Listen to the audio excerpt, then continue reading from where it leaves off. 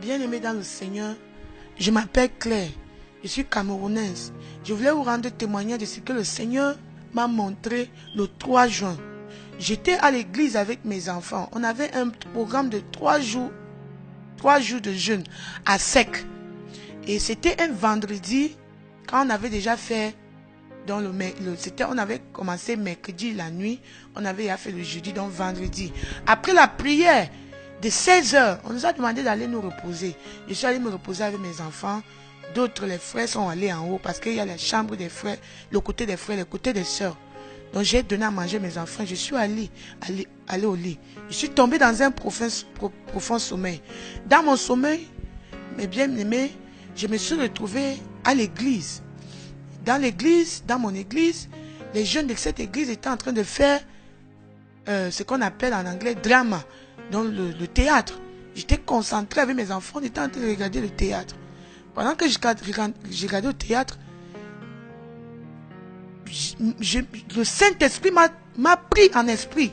Je me suis retrouvé dans un autre endroit. Cet endroit était comme le restaurant.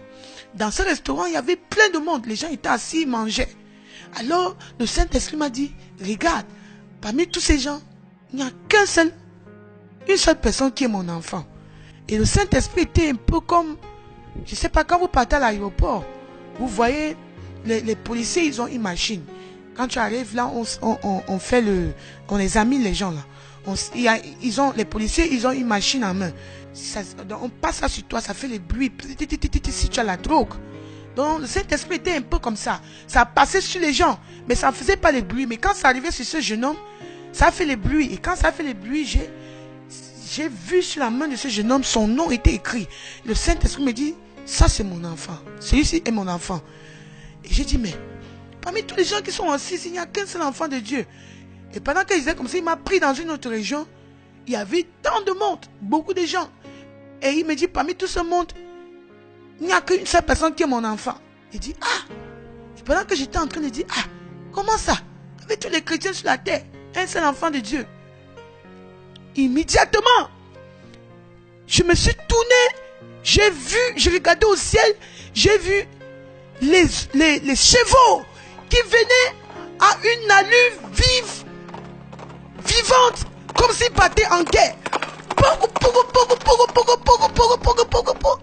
Immédiatement, j'ai su que le Seigneur Jésus, j'ai dit Seigneur Jésus.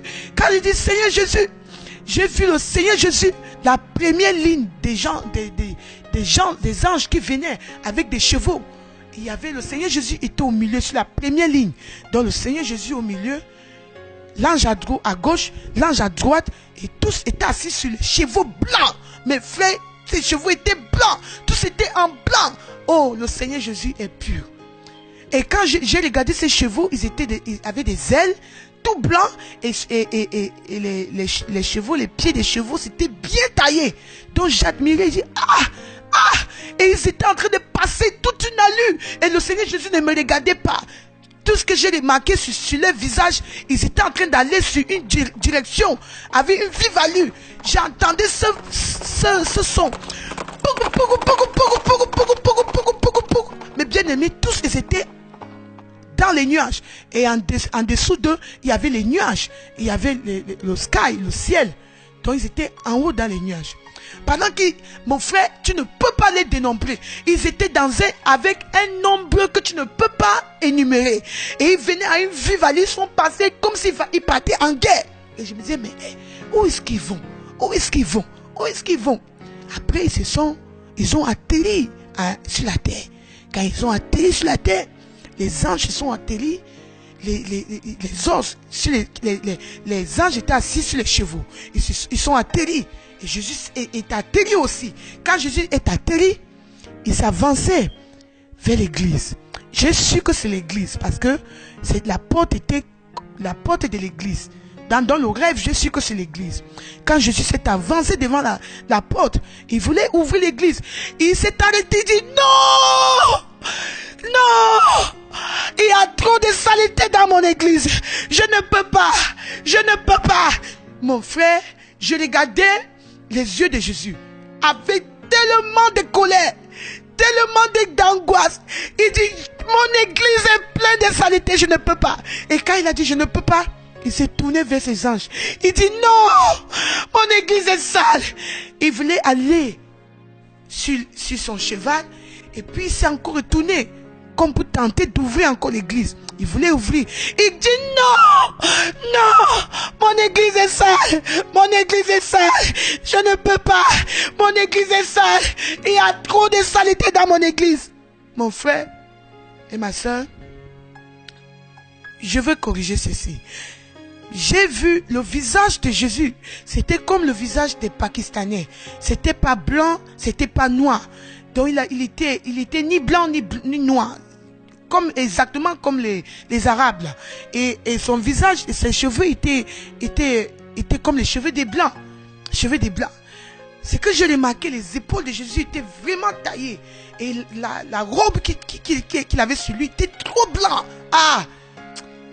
La sainteté de Jésus. Trop blanc. Même les anges étaient blancs. Les chevaux étaient blancs. Pas de saleté. Et Jésus était en train de crier. Mon église est sale. Mon église est sale. Bien aimé. Quand j'ai regardé comme ça, mes yeux se sont ouverts.